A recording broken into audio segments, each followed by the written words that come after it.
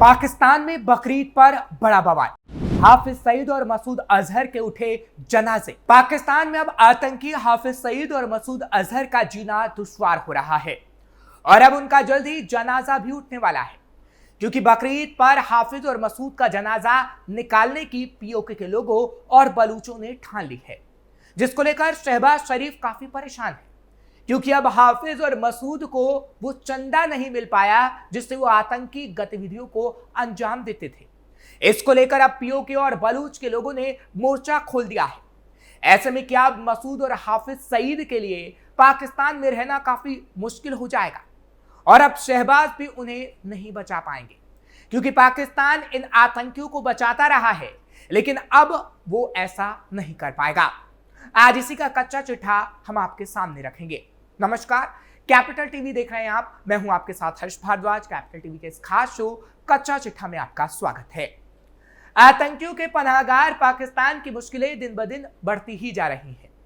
एक तरफ जहां भारत ने दुनिया भर में आतंकियों को सपोर्ट करने को लेकर पाकिस्तान को एक्सपोज किया है, तो वहीं अब खुद पड़ोसी मुल्क के अंदर आतंकी संगठनों के खिलाफ आवाजें बुलंद होने लगी हैं।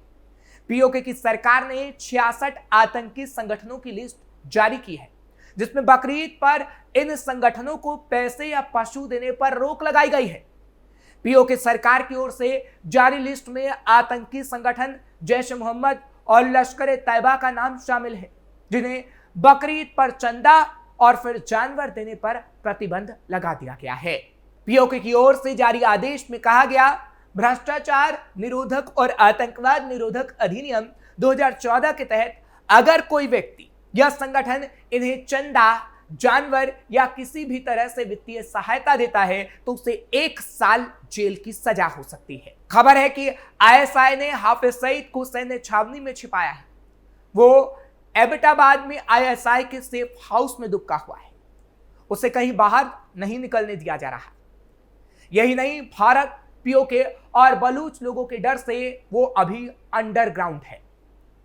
पीओके के लोग अब पाकिस्तान से उसके खिलाफ कार्रवाई की मांग कर रहे हैं। बलूचिस्तान और सिंध के बाद पीओके ने शहबाज को दिखाया। जब से पाकिस्तान बना तब से बलूचिस्तान अपनी आजादी की लड़ाई लड़ रहा है। लंबे समय से बलूच विद्रोहियों और पाकिस्तानी सेना के बीच संघर्ष चल रहा है।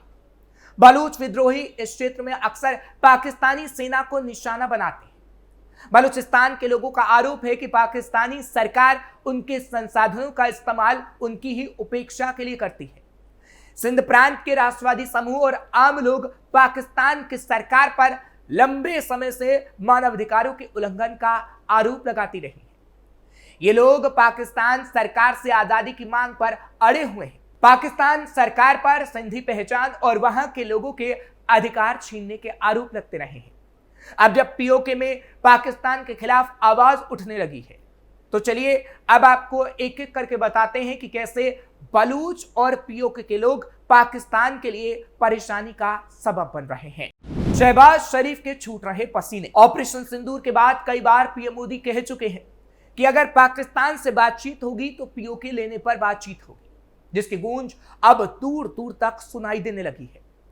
भारत ने साफ शब्दों में कहा है कि पाकिस्तान ने जम्मू और कश्मीर के कुछ हिस्सों पर अवैध रूप से कब्जा कर रखा है और उसे पीओके को हर हाल में छोड़ना होगा, जिससे एक और पाकिस्तान बुरी तरह से तिलमिला गया है, तो दूसरी ओर ब्यूरोक्रेसी को पाक को दो टूक जवाब देने का हौसला और मजबूत हुआ है।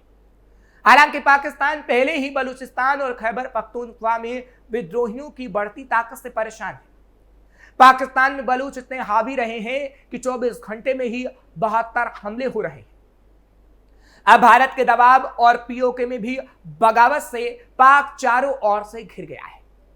खैबर और पीओके में भी बिगड़े हालातों से पाक सरकार घबरा गई है और अब जब पीओके के लोग हाफिज और मसूद अजहर जैसे आतंकियों का जनाजा निकालने पर उतारू हो गए हैं, तो शहबाज के पसीने छूट रहे हैं। बलूच की आजादी की लड़ाई पाक सरकार को घुटनों पर लाई। आर्थिक मोर्चे पर बुरी तरह विफल पाकिस्तान को बलूचिस्तान की आजादी की लड़ाई ने पाक सरकार को बुरी तरह घुटनों पर ला दिया। बलूचिस्तान में हालात सुधरने की जगह बिगड़ते ही जा रहे हैं।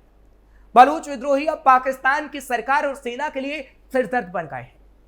लंबे समय से पाकिस्तानी सरकार बलूचों की उपेक्षा करती आई।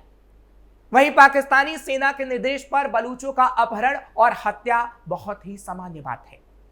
इसी वजह से बलूच नेता, विद्रोही और ज्यादातर जनता खुद को पाकिस्तान से अलग करते हुए आजाद बलूचिस्तान के रूप में अपना अलग देश चाहते हैं। बलूच विद्रोही समय समय पर पाकिस्तानी सेना को भी निशाना बनाते हैं और बुधवार को एक बार फिर ऐसा ही हुआ। बलूच लिबरेशन आर्मी बीएलए के लड़ाकों ने बुधवार को घात लगाकर पाकिस्तानी सेना पर हमला किया। बीएलए लड़ाकों ने यह हमले जमुरान और क्वेटा में 2 अलग अलग जगहों पर किए और पाकिस्तानी सेना को निशाना बनाया। बीएलए लड़ाकों के इन हमलों में पाकिस्तानी सेना के 5 सैनिकों की मौत हो गई। इन हमलों में पाकिस्तानी सेना के कई सैनिक और अधिकारी घायल हुए हैं, जिन्हें इलाज के लिए नजदीकी सैन्य अस्पतालों में भर्ती कराया गया। आजादी तक जारी रहेगी लड़ाई। बीएलए ने साफ किया कि जब तक उन्हें आजादी नहीं मिल जाती और पाकिस्तानी सेना बलूचिस्तान छोड़कर नहीं चली जाती, उनकी लड़ाई इसी तरह जारी रहेगी। जानकारी के लिए बता दें कि बलूच लिबरेशन आर्मी बलूचिस्तान के सुराब शहर पर कब्जा कर चुकी है। इसके साथ ही उन्होंने राजधानी क्वेटा के साथ ही मख्तुंग में भी कई इलाकों पर कब्जा किया है। पीओके के लोगों और भारत ने पाकिस्तान को सिखाया सब। पाकिस्तान के कई इलाकों में विद्रोह के बीच भारत ने कुछ ही समय पहले पाकिस्तान को उसकी नापाक हरकत के लिए एक बार फिर फटकार लगाई। दरअसल संयुक्त राष्ट्र सुरक्षा परिषद में पाकिस्तान के प्रतिनिधि ने कश्मीर का मुद्दा उठाया था। इस पर भारत के स्थायी प्रतिनिधि पर्वतानेनी हरीश ने कहा, पाकिस्तान को यह समझना चाहिए कि वो जिस पीओके यानी पाकिस्तान अधिकृत कश्मीर में बैठा है, उसे छोड़ना ही होगा। अगर पाकिस्तान शांति चाहता है तो पहले उसे आतंकवाद और नफरत फैलाना बंद करना होगा। पाकिस्तान बार बार हमारे जम्मू और कश्मीर पर बेबुनियाद और अनावश्यक बयान देता है। ऐसे बयान ना तो पाकिस्तान के झूठे दावों को सही ठहरा सकते हैं, ना ही आतंकवाद फैलाने की उसकी नीति को। हरीश ने पाक को नसीहत दी कि वो अपनी छोटी सोच और देश को बांटने वाली नीतियों को छोड़कर शांति की दिशा में कदम उठाए। जम्मू कश्मीर भारत का अभिन्न अंग था, है, हमेशा रहेगा और पीओके भी भारत का हिस्सा है। भारत ने पाकिस्तान को यह सलाह दी कि वो संयुक्त राष्ट्र जैसे मंचों पर अपनी छोटी मोटी राजनीति ना करे। यहां हमें शांति की बात करनी होगी, ना कि पुराने विवादों को तूल देना होगा।